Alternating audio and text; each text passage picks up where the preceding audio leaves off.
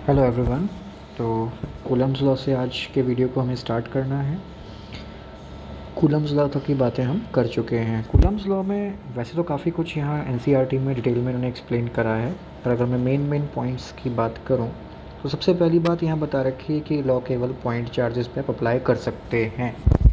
ठीक है। और जो स्टेटमेंट आपको मिलेगा वो यहाँ पे इटैलिक्स में लिखा हुआ मिल जाएगा कि ये फोर्स इन्वर्सली प्रोपोर्शनल है सेपरेशन बिटवीन द चार्जेस के स्क्वायर के, और product of the magnitude of two charges के डायरेक्टली प्रोपोर्शनल है। यहाँ इक्वेशन लिखी हुई मिली है।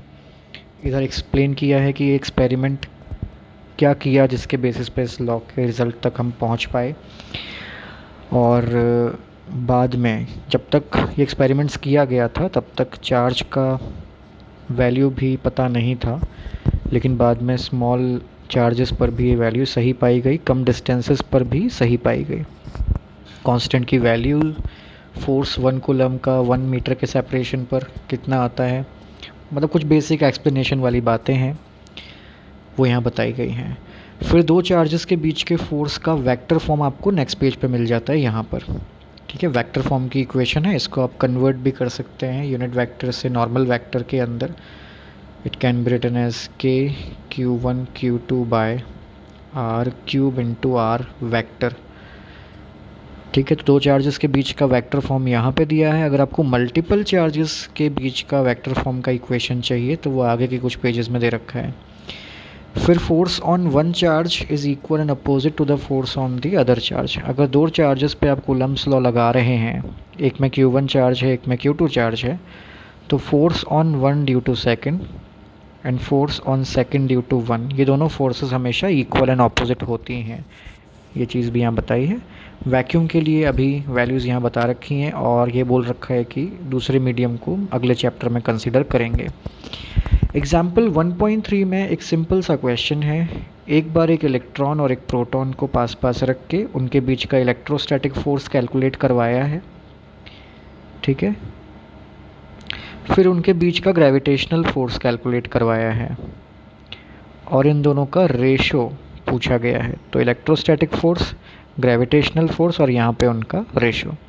फिर यही प्रोसेस रिपीट करना है जब दोनों प्रोटॉन्स हों, तो उनके बीच में फोर्सेस का रेशो कितना रहेगा। इसके बाद का भी जो एग्जाम्पल है, it's very theoretical and easy example, you can easily attempt it your self.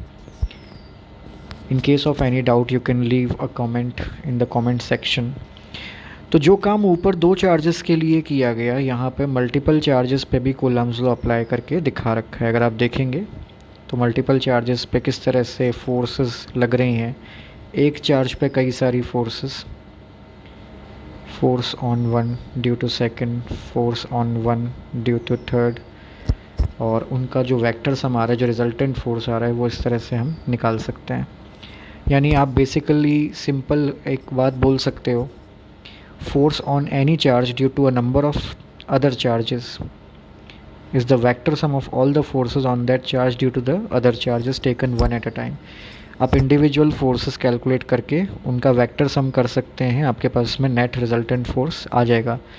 Basically कुछ नया नहीं सीखना था, इसके लिए आपको वेक्टर फॉर्म आना चाहिए, वेक्टर एडिशन करना आना चाहिए। If you know how to do vector sum you can easily reach this result for force. Okay, तो ये फोर्स का रिजल्टेंट हो गया। So all of electrostatic is basically a consequence of Coulomb's law and superposition principle. ये जो vector sum करके हमने एक चार्ज पर सभी चार्जेस की वजह से फोर्स कैलकुलेट करी है, इसको हम सुपरपोजिशन प्रिंसिपल भी कह सकते हैं।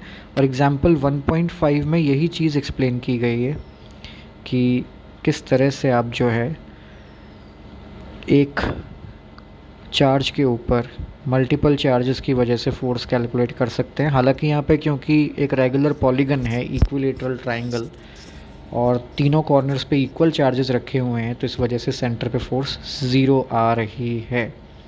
ठीक है, so you will find it over here. यहाँ पे आंसर दे रखा है इसका कि sum of all forces over here is zero. So I hope you are able to understand. आगे एक ऐसा एग्जाम्पल भी है जिसमें नॉन ज़ीरो रिजल्ट आ रहे हैं, उसके लिए भी आप वेक्टर सम करके इसको इलस्ट्रेशन या एग्जाम्पल 1.6 को सॉल्व कर सकते हो। आपको इंडिविजुअली किसी क्वेश्चन में डाउट है तो आप कमेंट्स करके हमसे वो मांग भी सकते हैं कि कैसे उसको सॉल्व किया जाना है। We can provide you the video solutions also. So इस वीडियो में यही है, नेक्स्ट वीडियो में बात करेंगे इलेक्ट्रिक फील्ड के बारे में।